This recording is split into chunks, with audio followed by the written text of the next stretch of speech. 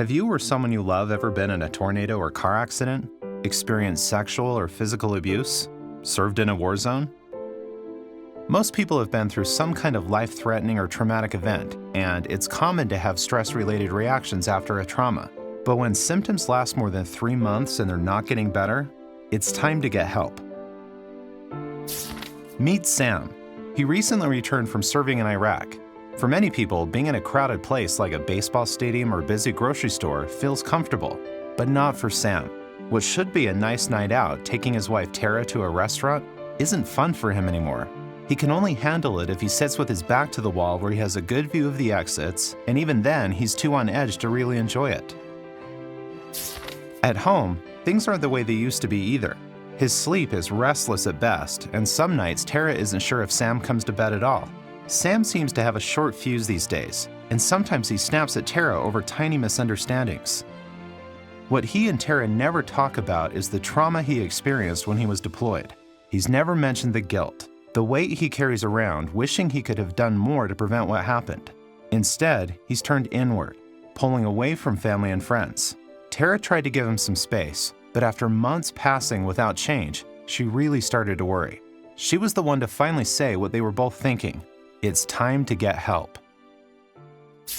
That's when Sam finally decided to take action. He reached out to a doctor who told him about PTSD, or post-traumatic stress disorder. Sam's symptoms were getting in the way of enjoying his life. Re-experiencing, hyperarousal, feeling worse about yourself or the world, and avoidance are the 4 types of symptoms people with PTSD have. Sam's doctor explained each. The first is reliving the event, or re-experiencing. This is often an unwanted memory or even a flashback where you feel like you're right back in the situation again. Seeing, hearing, or even smelling something that reminds you of the trauma can trigger these. Nightmares where you relive parts of the event in your sleep are common too. The second is avoidance, staying away from situations that remind you of the trauma. That's why Sam tries to avoid thinking about painful memories altogether. He pours himself into his work or uses alcohol to keep his mind from going back to the trauma. The third is feeling worse about yourself or the world since the trauma. You might feel overwhelming guilt like Sam or not trust anyone. You just might not be able to feel happy, even when you are around people you love. The fourth type of symptom is sudden rushes of anger, irritability, feeling jittery, always on alert, always on the lookout for danger. This is called hyperarousal, and loud noises or a driver cutting in front of you can be all it takes to set you off.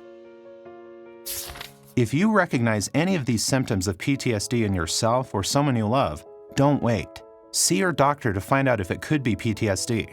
Just like Sam and Tara found, there is hope. You don't have to live with the symptoms of PTSD forever. Effective treatments are available.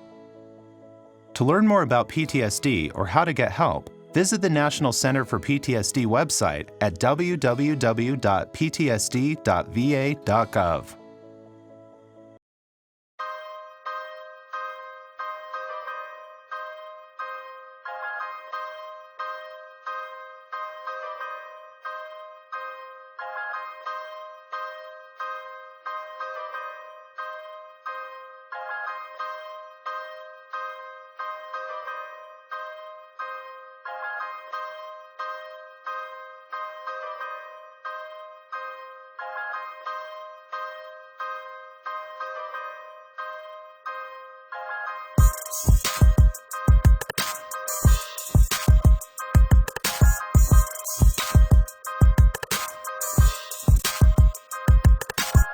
If you don't want to spend your whole life in limbo, stop frying your brain.com is your window.